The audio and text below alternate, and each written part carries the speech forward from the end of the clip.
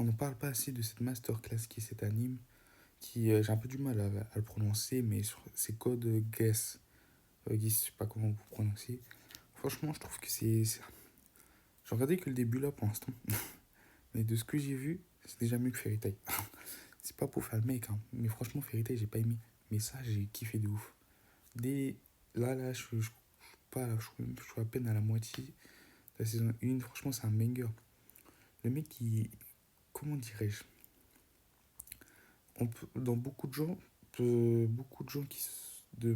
gens qui ont une histoire un peu similaire d'un peuple qui se sont fait opprimer ou une histoire où leurs ancêtres se sont battus mais face à un peuple qui était plus puissant technologiquement, bah, se sentent à travers ce personnage.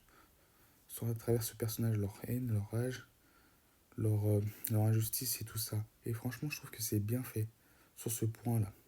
Par contre, sur l'autre point qui me dérange un peu sur cette histoire, c'est que si on doit parler en termes historiques, le Japon, c'est vraiment le culot. Non, mais il faut le dire. Le Japon, c'est le culot en lui-même. Parce que les Japonais, ils sont comme les Américains. Ils font un peu de la propagande avec ce qu'ils créent. Parce que dans la réalité, le Japon, c'est pas souvent lui qui est opprimé. Hein. C'est souvent lui qui opprime.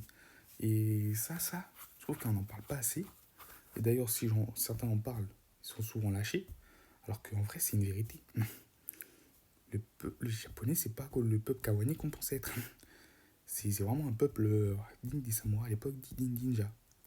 Et franchement, ça, c'est un peu dommage. C'est un peu moins dans la réalité. Mais franchement, pour ce qui cache derrière le truc, derrière l'œuvre, c'est vraiment bien.